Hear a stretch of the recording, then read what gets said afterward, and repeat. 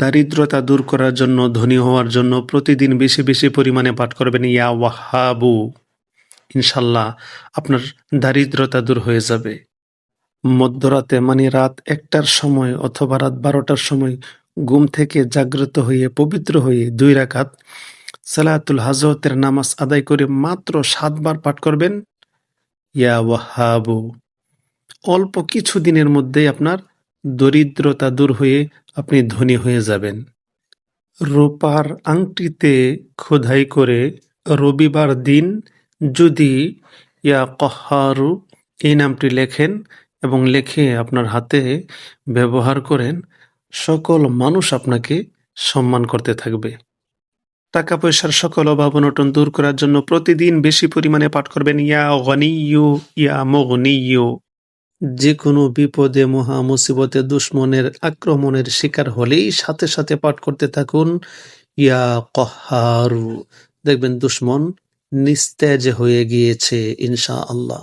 তবে শর্ত হচ্ছে আগে পরে ১০ বার দুরূদ শরীফ পাঠ করতে হবে। আপনার যদি কোনো শক্তিশালী দুশ্মন থাকে, শক্তিশালী কোনো দুশ্মন থাকলে সেই দুশ্মন আপনাকে কিচ্ছু করতে পারবে না ইনশাল্লাহ, আপনি যদি এই আমলটা করতে পারেন। আপনি ভালো করে শুনবেন এবং খেয়াল করবেন আমি কিভাবে বলি, ঠিক আছে? আপনি আল্লাহ পাকের এই নামটা ইয়া কহারু সঠিক সুন্দর আরবির উচ্চারণের সাথে, আরবির উচ্চারণ করতে না পারলে আপনি কোনো হাফিজের কোরআনের কাছ থেকে উচ্চারণ শিখে নেবেন।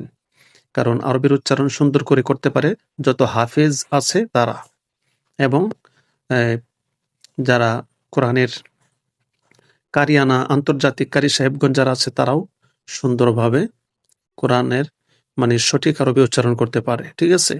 তো সেই জন্য আরবির উচ্চারণটা সঠিকভাবে করতে হবে। আর আপনি কি করবেন, যদি আপনি মনে করেন যে কেউ আপনাকে মেরে ফেলবে বা আক্রমণ করবে, তাহলে এই আমলটা করবেন। আপনি ৫ ওয়াক্ত ফরজ নামাজের পরে একদমে ৬ বার পাঠ করবেন ইয়া কাহারু, একদমে ৬ বার, ঠিক আছে? আগে এবং পরে ১০ বার দুরূদ শরীফ পাঠ করবেন, ইনশাল্লাহ আপনি সাকসেস। আর প্রয়োজনে যোগাযোগ করবেন আমার হোয়াটসঅ্যাপ নাম্বারে। আপনি যদি দৈনিক ২৪৪ বার ইয়া বারিয়ু আল্লাহ পাকের এই নামটা পাঠ করেন, আপনার মনের আশা আল্লাহ রাব্বুল আলামিন পূরণ করবেন। তবে শর্ত হচ্ছে পাক পবিত্রতার সাথে দোয়াটা পাঠ করতে হবে। ইয়া মুসাউবিরু পাঠ করুন বেশি বেশি। যাদের সন্তান হচ্ছে না, সন্তান হবে ইনশাল্লাহ। যে সমস্ত মহিলা মা বোনদের বাচ্চা কাচ্চা সন্তানাদি হয় না, হ্যাঁ, আপনারা এই আমলটি করবেন, অবশ্যই অবশ্যই বাচ্চা হবে আল্লাহ পাকের রহমতে, আল্লাহর হুকুমে। সন্তান দান করার মালিক হচ্ছেন আল্লাহ, কিন্তু আপনি যদি এই আমলটা সঠিকভাবে করতে পারেন, অবশ্যই আপনার সন্তান জন্ম হবে আল্লাহ পাকের রহমতে। কি আমল করবেন এটা ভালো করে শুনবেন আগে, ঠিক আছে? এটা হচ্ছে দোয়াটা হচ্ছে ইয়া মুসাউবিরু, সঠিক সুন্দর আরবের উচ্চারণের সাথে আপনি এটা পাঠ করবেন ইয়া মুসাউবিরু দৈনিক ১,১০০ বার। আমি কিন্তু কিতাব দেখে বলছি আপনাকে। তো দৈনিক ১,১০০ বার এই আমলটা করবেন, ইনশাল্লাহ আপনি গর্ভবতী হয়ে যাবেন।